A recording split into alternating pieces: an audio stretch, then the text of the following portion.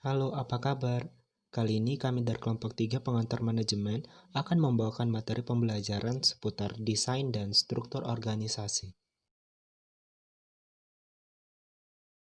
Materi pertama yang akan kami sampaikan adalah pengertian struktur dan desain organisasi. A. Struktur organisasi. Struktur organisasi adalah suatu susunan dan hubungan antara tiap bagian secara posisi yang ada pada perusahaan dalam menjalin kegiatan operasional untuk mencapai tujuan. Struktur organisasi adalah bagaimana pekerjaan dibagi, dikelompokkan, dan dikoordinasikan secara formal. Struktur organisasi ialah susunan pembagian tugas secara formal yang ada di dalam sebuah organisasi. B. Desain organisasi. Ivancevich 2008 mendefinisikannya sebagai proses penentuan keputusan untuk memilih alternatif kerangka kerja jabatan, proyek pekerjaan, dan departemen. Dengan demikian, keputusan atau tindakan-tindakan yang dipilih ini akan menghasilkan sebuah struktur organisasi. Keputusan manajerial. Pengambilan keputusan atau decision making adalah proses identifikasi masalah dan kesempatan kemudian memecahkannya. Pengambilan keputusan yang baik merupakan bagian vital dari manajemen yang baik, karena keputusan-keputusan yang menentukan bagaimana suatu cara organisasi menyelesaikan masalah, mengalokasikan sumber daya, dan meraih sasaran.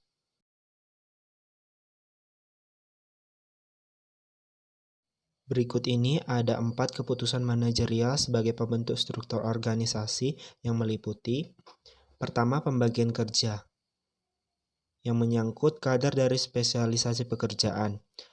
Para manajer membagi seluruh tugas organisasi menjadi pekerjaan-pekerjaan khusus yang tersusun dari aktivitas-aktivitas khusus. Secara ringkas dapat dinyatakan bahwa pembagian kerja akan mempengaruhi tingkat prestasi organisasi melalui minimalisasi ketergantungan pada individu-individu tertentu atau perpindahan yang percuma komponen-komponen pekerjaan besar. Kedua yaitu pendelegasian kewenangan atau delegation of authority.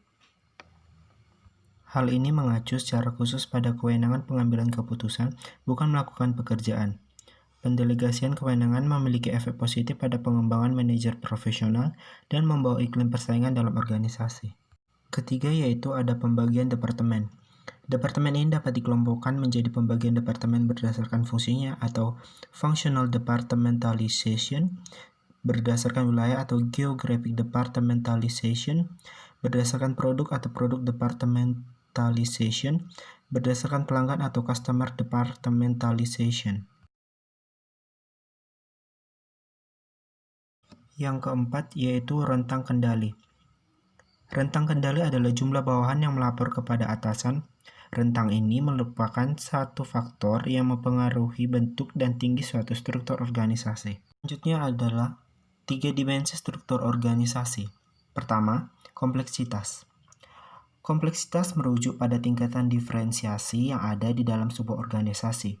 Mempertimbangkan tingkat diferensiasi yang ada dalam organisasi, termasuk di dalamnya tingkat spesialisasi atau tingkat pembagian kerja. Jumlah tingkatan di dalam hierarki organisasi serta tingkat sejauh mana unit-unit organisasi tersebar secara geografis. Kedua yaitu diferensiasi horizontal, diferensiasi formalisasi. Diferensiasi horizontal merujuk pada tingkat diferensiasi antar unit-unit berdasarkan orientasi pada anggotanya, sifat dari tugas yang mereka laksanakan, dan tingkat pendidikan dan pelatihannya. Semakin banyak jenis pekerjaan yang ada dalam organisasi yang membutuhkan pengetahuan dan keterampilan yang istimewa, semakin kompleks pula organisasi tersebut. Diferensiasi formalisasi yaitu sejauh mana organisasi menyadarkan dirinya pada peraturan dan prosedur untuk mengatur perilaku dari para pegawainya. Formalisasi merujuk pada tingkat sejauh mana pekerjaan dalam organisasi itu distandarisasikan. 3. Ada sentralisasi vs desentralisasi. Sentralisasi merujuk kepada tingkat di mana pengambilan keputusan dikonsentrasikan pada suatu titik tunggal di dalam organisasi. Konsentrasi yang tinggi menyatakan adanya sentralisasi yang tinggi, sedangkan konsentrasi yang rendah menunjukkan sentralisasi hanya memperhatikan struktur formal dan bukan dengan organisasi informal. Sedangkan untuk desentralisasi. Desentralisasi itu adalah pendelegasian wewenang dalam membuat keputusan dan kebijakan kepada manajer atau orang-orang yang berada pada level bawah dalam suatu organisasi. Pada saat sekarang ini banyak perusahaan atau organisasi yang memilih serta menetapkan sistem desentralisasi karena dapat memperbaiki serta meningkatkan efektivitas dan produktivitas suatu organisasi. Model desain organisasi. Model desain organisasi adalah mekanisme-mekanisme formal pengelolaan suatu organisasi yang ditunjukkan kerangka dan susunan perwujudan pola tetap hubungan-hubungan di antara fungsi-fungsi bagian-bagian atau posisi-posisi maupun orang-orang yang menunjukkan kedudukan-kedudukan tugas, wewenang, dan tanggung jawab yang berbeda-beda dalam suatu organisasi. Desain mengandung unsur-unsur spesialisasi kerja, standarisasi, koordinasi, sentralisasi, desentralisasi dalam pembuatan keputusan dan besaran satuan kerja. Terdapat 3 jenis desain organisasi, yaitu pertama, desain organisasi mekanistik. Pada desain organisasi ini, proses kepemimpinan tidak mencakup persepsi tentang keyakinan dan kepercayaan. Proses motivasi hanya menyadari multifisik, rasa aman dan ekonomi melalui perasaan takut dan sanksi. Proses komunikasi berlangsung sedemikian rupa sehingga informasi mengalir ke bawah dan cenderung terganggu tidak akurat. Kedua, ada desain organisasi organik. Pada desain organisasi ini, proses kepemimpinan mencakup persepsi tentang keyakinan dan kepercayaan antara atasan dan bawahan dalam segala persoalan. Ketiga, organisasi birokratik. Organisasi birokratik memiliki banyak kemiripan dengan organisasi mekanik.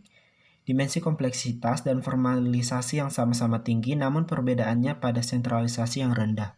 Selanjutnya, berikut ini ada beberapa pendekatan dalam departementalisasi. Yang pertama, berdasarkan fungsional. Berdasarkan pendekatan ini, proses departementalisasi dilakukan berdasarkan fungsi-fungsi tertentu yang mesti dijalankan dalam sebuah organisasi.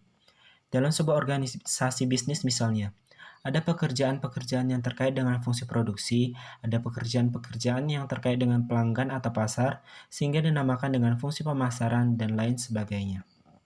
Yang kedua yaitu berdasarkan produk. Berdasarkan pendekatan ini, penentuan bagian-bagian dalam organisasi ditentukan berdasarkan jenis produk yang dibuat oleh organisasi. Contohnya yaitu PT ABC memiliki beberapa jenis produk dari mulai produk susu, sabun mandi, pasta gigi hingga mie instan. Selanjutnya berdasarkan pelanggan. Berdasarkan pendekatan ini, penentuan bagian-bagian dalam organisasi ditentukan berdasarkan karakteristik pelanggan yang menjadi sasaran pelanggan dari organisasi. Yang keempat yaitu berdasarkan geografis. Berdasarkan pendekatan ini, penentuan bagian-bagian dalam organisasi ditentukan berdasarkan wilayah geografis di mana organisasi beroperasi. Dan yang terakhir berdasarkan matriks.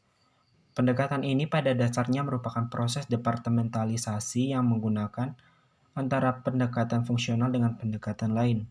Misalnya berdasarkan proyek tertentu, produk tertentu, ataupun berdasarkan pendekatan lainnya. Setiap pekerja yang berada di bawah departemen tertentu dalam kenyataannya juga merupakan bagian dari sebuah proyek tertentu atau bagian pekerjaan yang lain dari perusahaan. Materi berikutnya yaitu faktor penting dalam mendesain organisasi. Yaitu mengenai organisasi ukuran.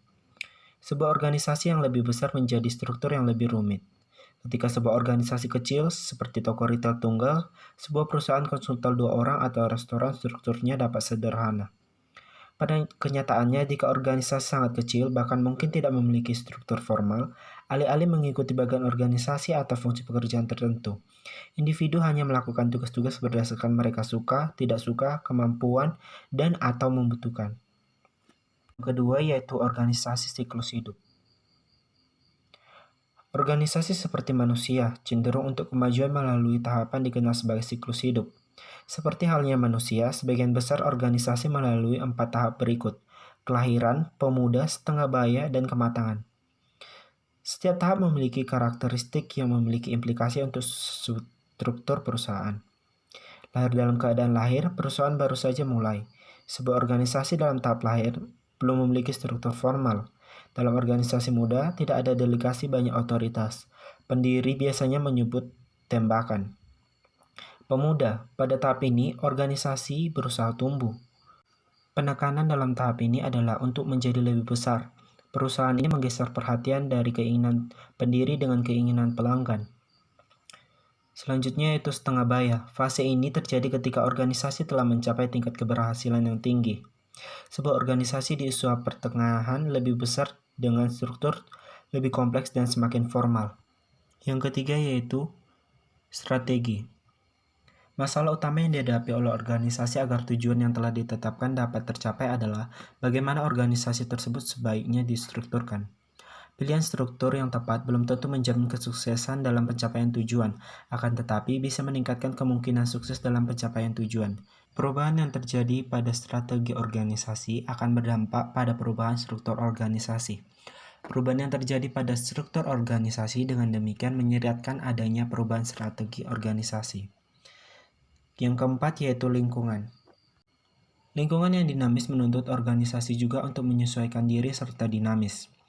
Proses penyesuaian yang dilakukan oleh organisasi juga termasuk dalam penentuan struktur organisasinya. Lingkungan yang dinamis akan mendorong organisasi untuk selalu menyesuaikan struktur organisasi dengan tuntutan lingkungan yang senantiasa berubah. Sebaliknya, lingkungan organisasi yang cenderung statis tidak akan terlalu banyak mengubah struktur organisasi. Dan yang terakhir yaitu teknologi. Faktor teknologi yang dimaksudkan di sini adalah terkait dengan cara bagaimana sebuah produk dari sebuah organisasi bisnis dihasilkan, atau juga dengan cara bagaimana pekerjaan dilakukan. Ada pekerjaan-pekerjaan yang bersifat rutin dan ada pekerjaan-pekerjaan yang bersifat tidak rutin. Bagi pekerjaan yang bersifat rutin berdasarkan sifat kerutinannya, maka memerlukan bagian khusus untuk menanganinya.